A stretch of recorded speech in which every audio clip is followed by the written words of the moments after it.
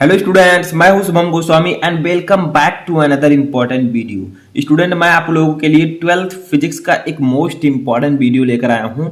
इस वीडियो में मैं आपको 12th फिजिक्स के दो मोस्ट इम्पॉर्टेंट न्यूमेरिकल्स को सॉल्व करवाऊंगा। यानी कि अगर आप 12th में और बोर्ड एग्जाम की तैयारी कर रहे हैं और आपने फर्स्ट चैप्टर पढ़ लिया है वैद्युत आवेश तथा क्षेत्र और इन न्यूमेरिकल को नहीं सॉल्व किया है तो आपका चैप्टर अधूरा रहेगा, क्योंकि जो आपके न्यूमेरिकल्स हैं फिजिक्स में वो पूछे जाते हैं। आपको पता है कि 20 से 25 नंबर के सिर्फ न्यूमेरिकल ही पूछे जाएंगे, इसलिए आपको टाइम टू टाइम जो इंपॉर्टेंट न्यूमेरिकल है उनको सॉल्व करते रहना है, तभी आपकी फिजिक्स की अच्छी तैयारी होगी और आगे चलकर आप बोर्ड एग्जाम में 90% प्लस मार्क अचीव कर सकेंगे, वो भी फिजिक्स में। ठीक है, तो ऐसी तैयारी मैं आपको रेगुलर करवाता रहता हूँ, तो इसीलिए मैं इस वीडियो में दो इंपॉर्टेंट न्यूमेरिकल आपको बताऊंगा। ठीक है, एक एक न्यूमेरिकल जो मैं बताता हूँ वो आप सॉल्व करते रहिए, आपका एग्जाम आसानी से क्लियर हो जाएगा।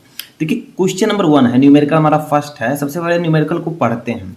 एक अनंत लंबाई के एक समान आवेशित सीधे तार का रैखिक आवेश घनत्व 10 × 10⁻⁸ कूलाम प्रति मीटर है। तार से 2 सेंटीमीटर दूर उत्पन्न विद्युत क्षेत्र की तीव्रता ज्ञात कीजिए। 2 बार न्यूमेरिकल को आपको पढ़ना है सबसे पहले। ठीक है, यानी कि हमें रैखिक आवेश घनत्व यानी कि रेखीय आवेश घनत्व दिया गया है 10 × 10⁻⁸ और तार से 2 सेंटीमीटर दूर उत्पन्न आपको विद्युत क्षेत्र की तीव्रता ई निकालना है। तो कैसे निकालेंगे? जो कुछ दिया गया है उसको पहले नोट कीजिए। तो दिया है हमें, सबसे पहले हमें दिया गया है, मान लीजिए दूरी।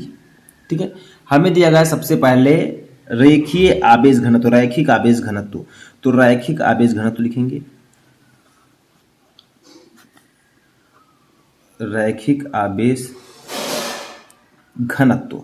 इसको हम डिनोट किससे करते हैं बताइए? मैं आपको ऑलरेडी बता चुका हूं, तो इसको हम डिनोट करते हैं लैम्डा से। लैम्डा इक्वल टू हमें दिया गया है 10 × 10⁻⁸, 10 × 10⁻⁸ कूलाम प्रति मीटर, कूलाम प्रति मीटर।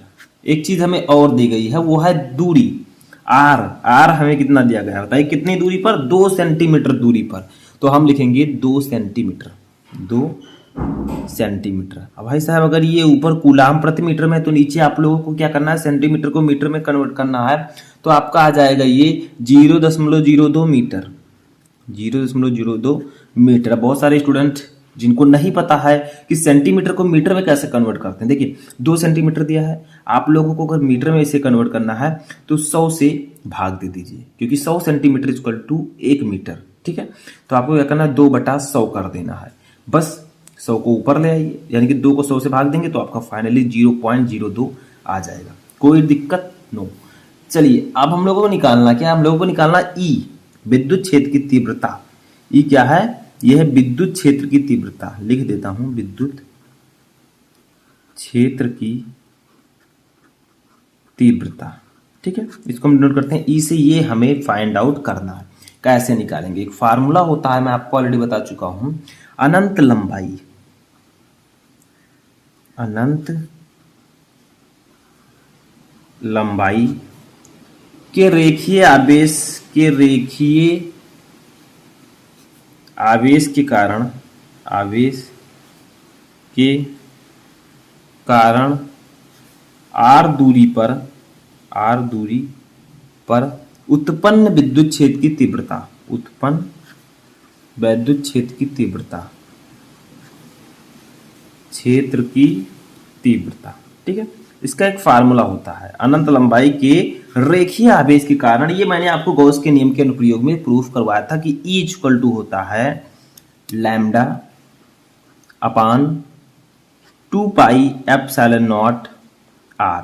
अब ये तो होता ही है, लेकिन अगर हम लोग चाहें तो ऊपर 2 से गुणा कर दें। ठीक है, किससे गुणा कर दें? 2 से, और नीचे 2 से गुणा कर दें, तो एक फार्मूला हम क्रिएट कर सकते हैं। We can create a unique formula that's is, देखिए हम लिखेंगे 1 अपान, नीचे 2 का 2 से गुणा होगा तो 4πε0 इसे लिख सकते हैं। ठीक है, इंटू हम लिख सकते हैं, देखिए 2 का लैम्डा से गुणा कर देंगे तो 2 लैम्डा अपान r। ठीक है, ये देखिए r हमने लिख दिया। सिंपल है, कोई दिक्कत नहीं होनी चाहिए। इस प्रकार से आप इस फार्मूले को लिख सकते हैं, 2 से ऊपर गुणा 2 से नीचे, दिक्कत नो। अब देखिए यहाँ पर हम वैल्यू को रखते हैं साइड में, देखिए यहाँ पर। ठीक है, 1/4πε0 की वैल्यू कितने लोगों को पता है? 9 × 10⁻⁹ सभी को पता है, इंटू 2 इंटू लैम्डा की वैल्यू कितनी होती है बताइए। लैम्डा की वैल्यू मैं आपको यहाँ पर दिया गया है, देखिए ऊपर जाइए, ये 10 गुणे 10 के पावर -8, तो लिखेंगे यहाँ पर 10 गुणे 10 के पावर -8। नीचे हमें दिया गया है r, ठीक है, सिर्फ r बचता है क्योंकि 1/4πε0 आपका गया, r बचा, r हमें दिया गया है 0.02 मीटर, ठीक है। अभी अभी हमने देखा इतना दिया गया है। अब हम लोग करेंगे क्या, तो देखिए हम लोग क्या करते हैं, यहीं से इसको काट देते हैं। देखिए यहाँ पर 0.02 है, यहाँ पर 2 है, ठीक है। अब अगर हम इसे काटना चाहें तो 0.02 को 0.02 से काटेंगे तो आपका 100 आएगा, कोई दिक्कत नहीं। क्यों? क्योंकि अगर मान लीजिए हम ऊपर 100 से गुणा कर देते हैं, नीचे 100 से गुणा कर देते हैं, तो क्या ऊपर 2 का 100 से गुणा होगा 200 हो जाएगा, नीचे ये 0.2 अंक बाद लगा है तो ये 2 हो जाएगा। तब 2 को जब 200 से काटेंगे तो 100 ही आएगा, सिंपल है। इतना समझिए, इतने समझदार आप हैं, ठीक है। अब देखिए यहाँ पर क्या करेंगे, 9 का ये पहले 100 को 10 से गुणा कर देंगे, तो 9 गुणे 10 की पावर 9 गुणे 100 का 10 से गुणा करेंगे तो 1000 हो जाएगा, ठीक है, इंटू 10 की पावर -8, ठीक है। समझ में आ रहा है? यहाँ पर आपके समझ में आया कि नहीं? आना चाहिए। क्यों?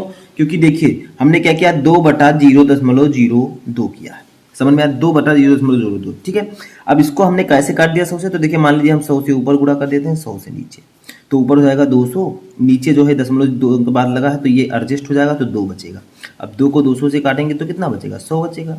ये देखिए 200 को 2 से काटेंगे 100 बचेगा, तो वही हमने यहाँ पर 100 लिख दिया था, ठीक है। अब 100 का 10 में हमने गुणा कर दिया, 1000 आ गया। अब देखिए यहाँ पर ई आप लोग साथ में लिखते चलिए, यहाँ पर ई, ठीक है, क्योंकि हम ई निकाल रहे हैं तो ई लिख दीजिए। अब देखिए यहाँ पर 9 इंटू ये 10 के पावर 9 है, 10 के पावर 9 है। और अब हम क्या करेंगे यहाँ पर,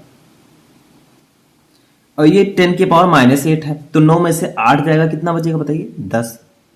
देखिए 10 के पावर 1 बचेगा क्योंकि 9 में से 8 जाएगा, 9 यहाँ पर है 10 के पावर 9, ये माइनस में 8 है, 9 में से 1 गया, 1 बचा, गुणे इसको हम लिख सकते हैं 10 की पावर 3, 1000 को हम 10 की पावर 3 लिख सकते हैं।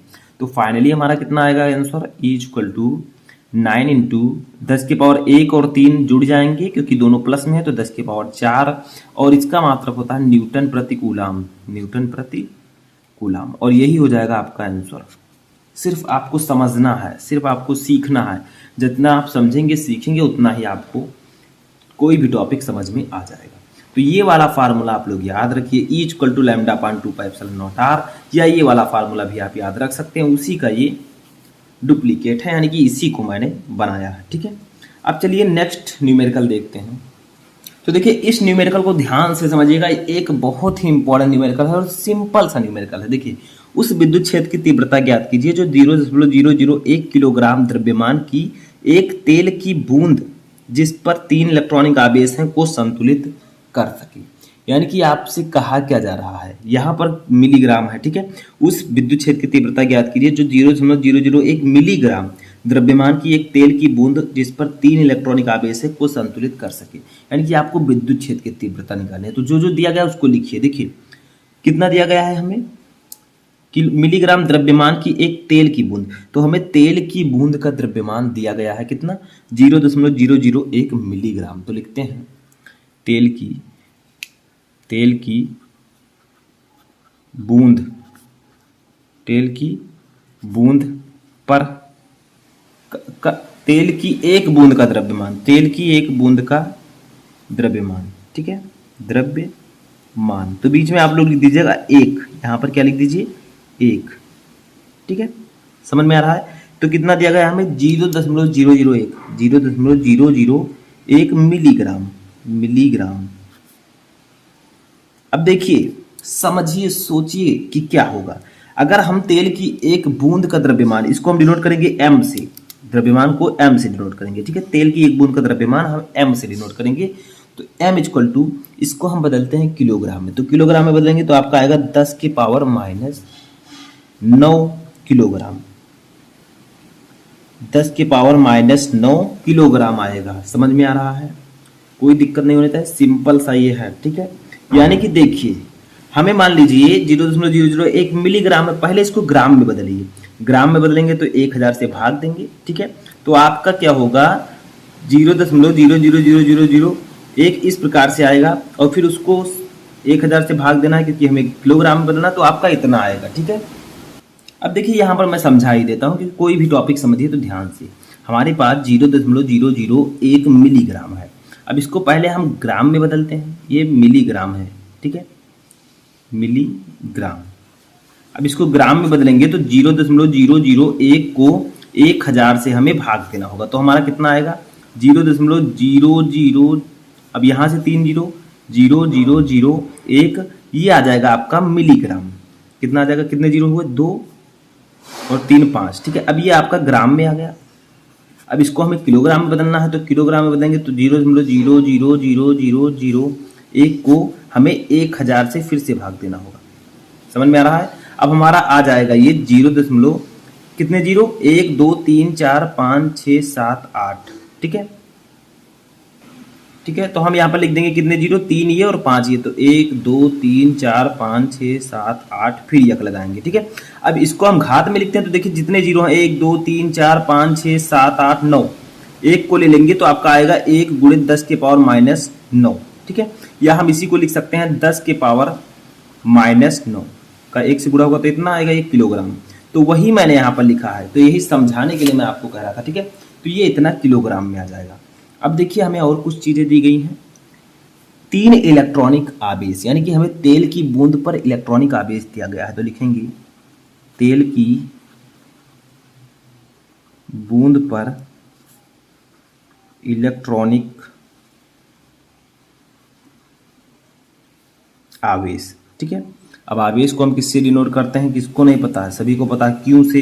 क्यू इक्वल टू हमें 3 इलेक्ट्रॉनिक आवेश, यानी कि 3 इलेक्ट्रॉनिक आवेश हमें दिए गए हैं। तो हम क्या करेंगे, एक इलेक्ट्रॉन पर कितना आवेश होता है तो उसी से गुणा कर देंगे, 1.6 × 10 की पावर -19 कूलाम। ठीक है, अब ये इसको हम गुणा करेंगे तो 16 3 48, 4.8 × 10 की पावर -19 कूलाम आपका आवेश हो जाएगा, क्योंकि 3 इलेक्ट्रॉनिक आवेश थे तो यहाँ पर ये क्यों हो जाएगा। ठीक है, हमें निकालना है विद्युत क्षेत्र की तीव्रता E। चलिए निकालते हैं। एक फार्मूला आपको मैंने बताया था कि विद्युत क्षेत्र की तीव्रता, विद्युत क्षेत्र की तीव्रता E = F/, ठीक है, Q, F/Q। ये मैंने बताया था आपको जब मैं विद्युत क्षेत्र की तीव्रता की परिभाषा बता रहा था। अब देखिए एक फार्मूला और होता है F = mg, पहले आपने पढ़ा होगा। ठीक है, m क्या है, ये द्रव्यमान है, g क्या है, गुरुत्वीय त्वरण है। तो g की वैल्यू भी यहीं पर जान लीजिए। g जो स्मॉल g होती है इसकी वैल्यू होती है 9.8। ठीक है, तो यहाँ पर हम m के स्थान पर mg रख देंगे।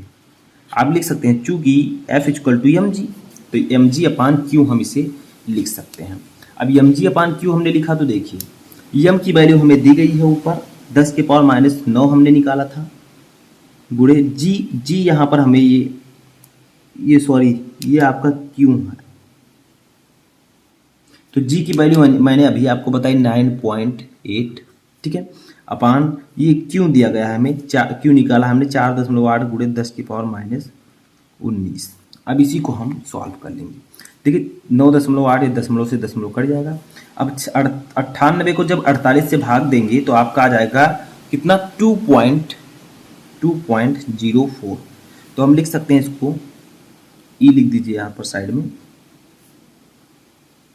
अब देखिए हम लिख सकते हैं इसको, देखिए इस 10 के पावर -19 को ऊपर ले जाएंगे तो लिखेंगे 2.04 × 10 की पावर -9 गुणे ये 10 की पावर नीचे -19 से ऊपर जाएगा तो इसका चिन्ह बदल जाएगा, 10 की पावर +19 हो जाएगा। ठीक है, अब देखिए 2.04 गुणे ये 10 की पावर -9 है, ये 19 है। 19 वाला जो प्लस वाला है वो बड़ा है तो आंसर प्लस में आएगा, लेकिन दोनों घट जाएंगे।